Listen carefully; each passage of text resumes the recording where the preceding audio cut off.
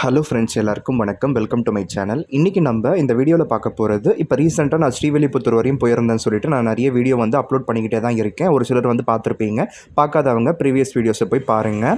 So இன்றைக்கி நம்ம பார்க்க போகிறது, அங்கே ஸ்ரீவில்லிபுத்தூர்லேருந்து பார்த்திங்கன்னா திருவண்ணாமலைன்னு சொல்லிட்டு ஒரு மலைக்கோவில் இருக்குது. நார்மலாக திருவண்ணாமலையில் பார்த்திங்கன்னா சிவபெருமான் தான் இருப்பாங்க இல்லையா? அது நம்ம வேலூர் கிட்ட இருக்குது பார்த்திங்கன்னா, அந்த திருவண்ணாமலை. இந்த திருவண்ணாமலை ஸ்ரீவில்லிபுத்தூர் பக்கத்தில் இருக்குது. இங்கே பார்த்திங்கன்னா மலை ஏறி போனால் அங்கே பெருமாள் நின்ற குளத்தில் காட்சி அளிக்கிறாரு. அதனால் பார்த்திங்கன்னா நம்ம ஏழுமலையான போய் சேவிச்சதுக்கு ஈக்குவலாக நம்ம இந்த கோயிலை கூட நம்ம போய் சேவிச்சுக்கலாம் அப்படின்னு சொல்லிட்டு அவங்க தெரியப்படுத்துனாங்க. அந்த கோயில் ரொம்ப நல்லா இருந்தது. அந்த கோயிலுக்கு போகிறதுக்கு முன்னாடி பார்த்திங்கன்னா அங்கே கீழேயே பார்த்திங்கன்னா மலை ஏறுறதுக்கு முன்னாடி ஆதி விநாயகர் ஆலயம் சொல்லிட்டு ஒன்று இருக்குது. அந்த விநாயகர் சிலை பார்த்திங்கன்னா நல்லா பிரம்மாண்டமாக நல்ல பெரிய சிலையாக இருந்தது. அது பார்த்திங்கன்னா அந்த ஆற்றங்கரை மாதிரி இருக்குது. அந்த ஆற்றங்கரையில் பார்த்திங்கன்னா ஓரமாக ஒதுங்கி இருந்திருக்கு. யாரோ அதை செதுக்கி அதை அப்படியே போட்டுட்டு இருந்திருக்காங்க. யார் கனவுலையோ போயிட்டு கடவுள் காட்சி கொடுத்து அதுக்கப்புறம் அங்கே இந்த கோயில் எழுப்புற மாதிரி அவங்க கேட்டுக்கிட்டாங்க போல். அதுக்கேற்ற மாதிரி பார்த்திங்கன்னா அவங்க இந்த கோயிலை எழுப்பியிருக்காங்க. அங்கே பார்த்திங்கன்னா பூசாரி கிட்ட நான் கேட்டுட்டு அந்த ஆதி விநாயகர் அந்த சிலையெல்லாம் கூட பார்த்திங்கன்னா அந்த சாமி சிலையை பார்த்திங்கன்னா நான் ஃபோட்டோஸ் அதுக்கப்புறம் வீடியோஸ்லாம் கூட நான் எடுத்திருக்கேன். ஸோ இந்த வீடியோ முழுக்க பாருங்கள். கண்டிப்பாக நீங்கள் அங்கே போயிட்டு நேரில் பார்த்த மாதிரி உங்களுக்கு தோணும்.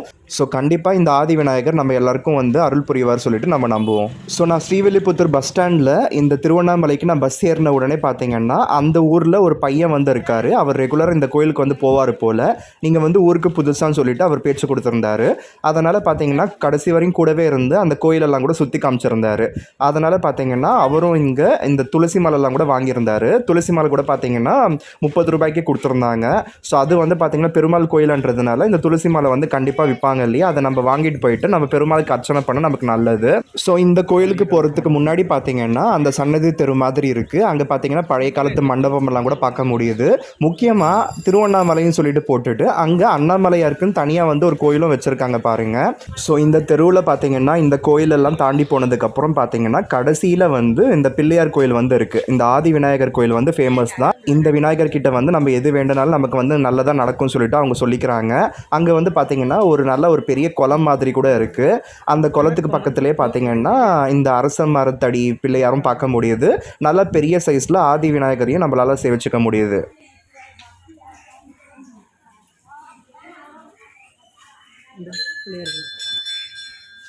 இது எடுக்கலாம்ல, வாங்க. எடுக்க முடியாது.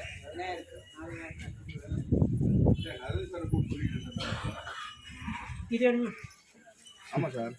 அவர் அவங்க பில்லு செம்ம கூட்டம் அப்படியே அவங்க பில்லு ஈவே பில்லோட சார் சொல்லுங்கள் சார் மாற்றி